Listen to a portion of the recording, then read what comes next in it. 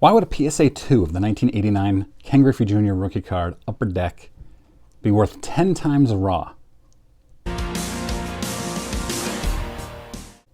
Hey, it's Mike. Thanks for tuning back in.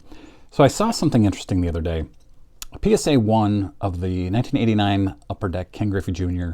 sold for hundreds and hundreds of dollars. PSA 1. And I thought, why? Why would that happen? And there's an answer for that. First of all, though, this video is sponsored by The Penny Sleever, a brand new family business with the perspective of the collector.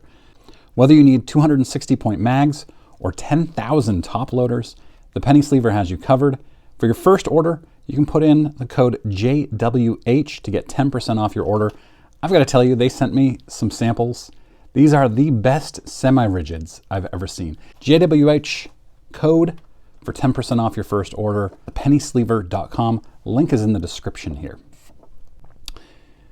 So back to Ken Griffey Jr. As you know, I love that card. Do I have it up behind me here? I think I have a couple of them. I have a PSA 7 unsigned and a PSA 9 with a 10 autograph, or an 8 with a 10 autograph. I should probably take out my 7 that isn't autographed. The one that's autographed is in my safe for now, until I get a better display. So anyway, the PSA 1, PSA 2 goes for even more money. So while a PSA 1 went for $256 at auction, it had 8 bidders. And they look like they're legit bidders. These aren't like bidders with a zero feedback. PSA 2s are going for more than $300, while a PSA 9 consistently goes for under $200. So the 2s are almost doubling up the 9s. And I'm ignorant to this as a hobby thing, I guess, but it is a thing. I started researching it, and people collect 1s through 10s of certain cards. And if you're a Ken Griffey Jr. collector, you might want a 1 through 10 of that card, which never would have occurred to me. So raw, of course, these cards are selling in the $45 to $50 range for a really good copy. Less than that, could be $30 for a mediocre copy or with bad eBay title. So let's look at the population of this. The population of the 9s, there are 31,000 9s. There are only 54 1s.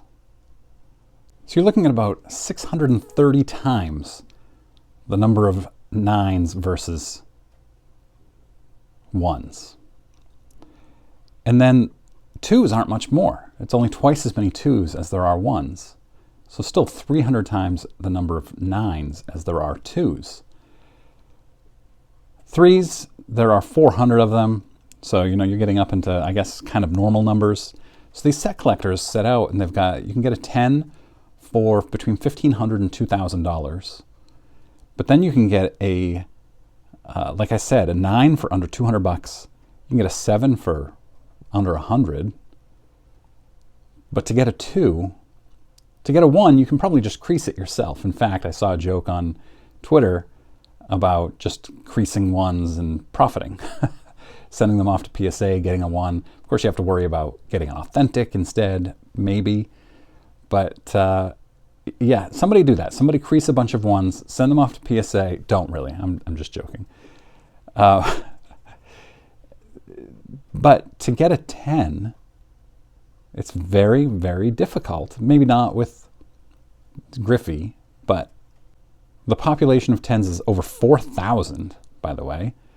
So 10x the population of 3s and 40x the population of 2s. So these 2s are really, really tough to come by. A 1 you could probably just make yourself, like I said. But the 2s sell for the most because there are so few of them and it's difficult to find one.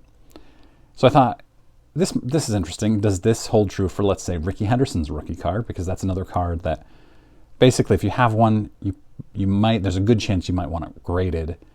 But it doesn't hold true for Rickey, mostly because the population report doesn't have that same disparity between the upper levels and the lower levels. The ratio is much lower on 9s to 2s and 8s to 2s. Plus the 9s and 10s are fairly rare, so those ones are really, really valuable. Whereas you can get a 2 if you wait, if you just be a little bit patient.